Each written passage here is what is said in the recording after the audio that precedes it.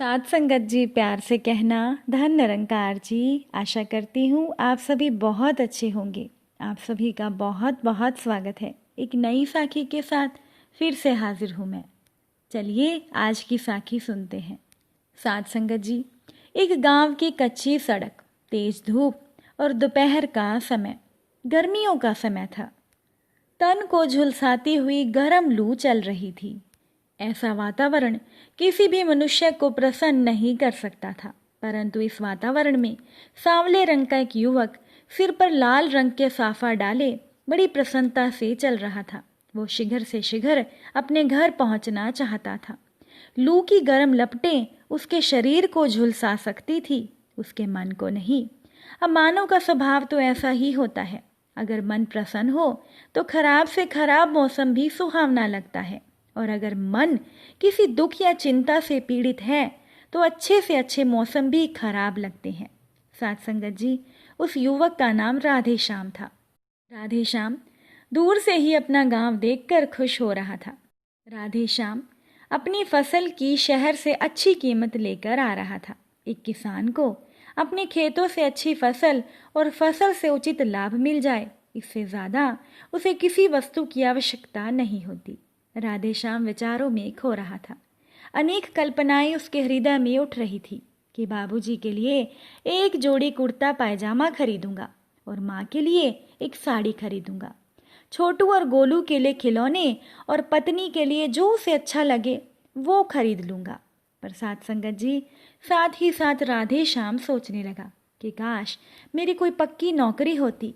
समय पर बारिश और अनुकूल मौसम की वजह से फसल की पैदावार इस साल तो अच्छी हो गई, लेकिन किसानों की किस्मत में हर साल अच्छी पैदावार होना संभव नहीं।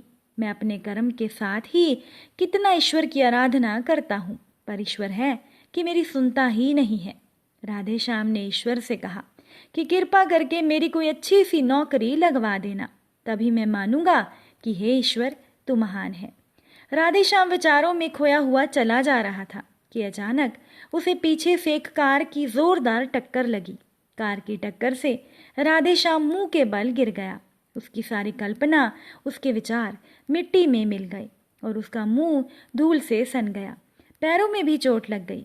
राधे श्याम एक पल को तो होश खो ही बैठा था। अगर कार चलाने वाला सही समय पर ब्रेक ना लगाता तो राधे श्याम गाड़ी से कुचला भी जा सकता था। साथ संगत जी, कार चलाने वाला 20-21 साल का एक नौजवान था। अपनी गलती के लिए माफ़ी मांगने की जगह वो गुस्से में राधे श्याम से आकर कहने लगा कि अंधे हो क्या, सड़क की एक तरफ नहीं चल सकते। इसे कहा जाता है कि उल्टा चोर कोतवाल को डांटे। राधे श्याम अपने साफे से अपने मुंह और कपड़ों को झाड़ते हुए सोचने लगा। नौजवान बोले जा रहा था कि वास्तव में गांव के लोग बेवकूफ़ ही होते हैं। अब राधे श्याम को गुस्सा आ गया कि माफ़ी मांगने की जगह वो तो उसका ही दोष बता रहा था। राधे श्याम ने उसके और कुछ बोलने से पहले ही कहा कि साहब, हम गूंगे नहीं हैं। इतनी देर से आप बोले जा रहे हो, खुद गाड़ी देखकर नहीं चला सकते। हम तो एक तरफ ही चल रहे थे और कुछ नहीं तो हॉर्न ही बजा देते। आप अपने आप को समझते क्या हो? साथ संगत जी, उस युवक ने राधे श्याम से कहा कि तुम कुछ ज़्यादा ही बोल रहे हो। तुम खुद ही मेरी गाड़ी के सामने आए थे। राधे श्याम ने कहा कि एक तो गाड़ी की टक्कर मारते हो, ऊपर से माफ़ी मांगने की जगह हमारी गलती बता रहे हो। माफ़ी और तुमसे? वो युवक कहने लगा राधे श्याम से कि तुम अनपढ़ गवार से मैं माफ़ी क्यों मांगूं? फिर वो नौजवान राधे श्याम से कहने लगा कि गांव के लोग तुम कितने लालची होते हो, पैसे ऐंठने के लिए कितने बहाने तुम्हें आते हैं। वो नौजवान जल्दी में था। वो कार का दरवाज़ा खोलकर बाहर निकला और बोला कि मुझे देरी हो रही है, ये पकड़ो 100 रुपये का नोट और मेरा रास्ता छोड़ो। उसने राधे श्याम की जेब में 100 रुपये का नोट रखा और पर्स अपनी पैंट की पीछे की जेब में रखा।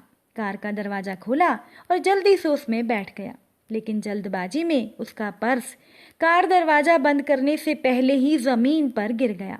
बिना एक पल गंवाए उसने कार स्टार्ट की और वहाँ से चला गया। राधे श्याम नौजवान की इतनी जल्दी से कुछ समझ नहीं पाया और राधे श्याम अपनी टांग की चोट को देखने लगा कि तभी उसे नौजवान का पर्स नजर आया। उसने जल्दी से पर्स उठाया और पीछे मुड़कर देखा तो कार ज़्यादा दूर नहीं गई थी। वो बहुत ज़ोर से चिल्लाया कि साहब आपका पर्स, पर नौजवान ने कहाँ सुनना था। अब राधे श्याम कार के पीछे पीछे दौड़ता गया। वो जल्दी से जल्दी अपनी मंजिल तक पहुंचना चाहता था। राधे श्याम ने सोचा कि अगर ये पर्स उस लड़के को नहीं मिलेगा तो वो तो यही सोचेगा कि गांव के लोग बुरे होते हैं और हम ये पर्स उसे लौटाकर तब ही दम लेंगे। साथ संगत जी, राधे श्याम ने कार के पीछे दौड़ते हुए लगभग वो चिल्लाते हुए कहा कि साहब आपका पर्स, कहते हुए वो दौड़े जा रहा था। जितना तेज दौड़ सकता था वो दौड़ रहा था। राधे श्याम ने अपनी पूरी ताकत लगा दी। साथ संगत जी, अब टांग में चोट लगने के बावजूद राधे श्याम ऐसे दौड़ रहा था कि जैसे उस नौजवान का नहीं, उसका ही कुछ नौजवान के पास छूट गया हो। अपनी तेज गति के कारण वो कार के कुछ नज़दीक पहुंच गया और कहने लगा कि साहब गाड़ी रोकिए। शायद उस नौजवान के कानों में शब्द पड़े तो उसने पीछे मुड़कर देखा। राधे श्याम उसका पर्स लेकर कार की तरफ ही दौड़े आ रहा था। उस नौजवान ने जल्दी से ब्रेक लगाया। राधे श्याम कुछ ही देर में कार के पास आ गया, पर पास आते ही कुछ बोलने की जगह वो अचानक गिर गया। अब दोपहर का समय, तेज धूप और तेज गर्मी में इतनी तेजी से दौड़ने के कारण उसे चक्कर आ गए। राधे श्याम बेहोश हो गया, उसके कपड़े गीले हो गए। नौजवान कुछ समझ नहीं पाया। उसने राधे श्याम को उठाकर अपनी कार की सीट पर लिटा दिया और कार का पंखा चला दिया। मुंह पर पानी के छींटे मारते हुए कहा कि उठो। थोड़ी देर में राधे श्याम को होश आया। उस नौजवान ने पानी की बोतल उसे देते हुए कहा कि थोड़ा पानी पी लो। उसके बाद नौजवान ने अपना पर्स उठाया, अपने नोट गिने। उसमें पूरे 10,000 रुपए थे और नोटों का क्रम भी नहीं बदला था। नौजवान सोचने लगा कि अगर मैं शहर में होता तो लूट ही जाता, पर गांव के लोग कितने ईमानदार होते हैं। राधे श्याम ने उसको कहा कि क्या सोच रहे हो साहब। नौजवान को विचारों में मगन देखकर राधे श्याम ने कहा, नौजवान ने कहा कि क्या तुम्हें पता है कि इस पर्स में कितने रुपए रखे थे। राधे श्याम ने कहा कि मुझे क्या पता, मैंने तो पर्स खोल कर भी नहीं देखा। किसी का पर्स खोलकर रुपए गिनने की मुझे क्या ज़रूरत है। उस नौजवान ने कहा कि तुम बहुत ईमानदार लगते हो, लेकिन अगर तुम पर्स खोलकर देखते कि इसमें 10,000 रुपए हैं तो शायद ही तुम पर्स लौटाते। उस नौजवान ने राधे श्याम की ईमानदारी पर शक करते हुए कहा। तो राधे श्याम ने कहा कि नहीं, हम चाहे पूरा गांव ढूंढते पर आपको ये पर्स ज़रूर लौटाते। गरीबों का ईमान ही उनकी सबसे बड़ी दौलत होता है और पराई लक्ष्मी वैसे भी किसी का भला नहीं करती। राधे श्याम ने उस नौजवान से कहा कि साहब, हम उन लोगों में से नहीं हैं जो रुपयों के लिए लड़ाई करें, लेकिन पराई लक्ष्मी को हम जबरदस्ती नहीं लेते। नौजवान ने कहा कि बहुत अच्छे विचार हैं तुम्हारे, मैं तुमसे बहुत प्रभावित हूँ। क्या नाम है तुम्हारा? तो राधे श्याम ने कहा कि राधे श्याम। नौजवान ने पर्स से 500 रुपए का नोट निकाला और कहा कि लो, तुमने मेरा पर्स लौटाया, इसीलिए ये पैसे रख लो। पर राधे श्याम ने पैसे लेने से इनकार कर दिया और उस नौजवान से कहा कि अगर आपको हमें कुछ देना ही है तो वचन दीजिए कि आगे से आप कार धीरे और सावधानी से चलाएंगे, ताकि मेरी तरह और किसी को चोट ना लगे। और ये लीजिए आपके 100 रुपये। मेरे पिताजी वैद्य हैं, वो मेरा इलाज कर देंगे। राधे श्याम ने नौजवान की कमीज की जेब में 100 रुपये का नोट रखा और आगे बढ़ गया। अब राधे श्याम की इस हरकत से वो नौजवान बहुत शर्मिंदा हुआ। सोचने लगा कि ये आदमी कितना महान है। इतनी गालियां देने के और झगड़ने के बाद भी इस गर्मी में पर्स लौटाने के लिए इसने दौड़ लगाई और चोट लगने के बावजूद मेरे 100 रुपये भी वापस लौटा दिए। मुझे ऐसे ही आदमी की ज़रूरत है। उस नौजवान ने राधे श्याम को रोका और कहा कि मुझे तुमसे कुछ बात करनी है, क्या तुम मेरे यहाँ नौकरी करोगे? राधे श्याम ने उसको कहा कि क्यों साहब, ये अनपढ़ गंवार आपको आपके यहाँ नौकरी करने लायक लगता है? नौजवान ने राधे श्याम से कहा कि मुझे माफ़ कर दो, मैं तुमसे माफ़ी मांगता हूँ। बस तुम मेरे यहाँ नौकरी कर लो, मुझे बहुत दिनों से तुम्हारे जैसे ईमानदार आदमी की ज़रूरत है। तुम कहाँ तक पढ़े हो? तो राधे श्याम ने कहा कि मैंने 12वीं पास कर रखी है।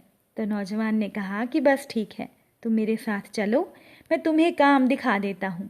तुम मेरे साथ रहना और अच्छा वेतन और खाना पीना सभी मेरी तरफ से होगा और मैं तुम्हारी ईमानदारी से बहुत प्रभावित हूँ। अब राधेश्याम कुछ नहीं कह सकता था। आज वो बहुत खुश था। कुछ पल पहले ही राधेश्याम इस घटना से दुखी था, पर ईश्वर ने उसके भरोसे से उसके मन की इच्छा पूरी कर दी। अब राधेश्याम ईश्वर को याद करते हुए मन ही मन कहने लगा कि मैं मान गया, ईश्वर तो बहुत महान है। साध संगत जी, ईमानदारी सबसे बड़ी दौलत होती है। अगर कोई व्यक्ति ईमानदार है तो वो दुनिया का सबसे अमीर व्यक्ति होता है। उम्मीद करती हूँ कि साखी आपको अच्छी लगी होगी। अगर अच्छी लगी हो तो वीडियो को लाइक कीजिएगा। साध संगत जी, प्यार से कहना, धन निरंकार जी।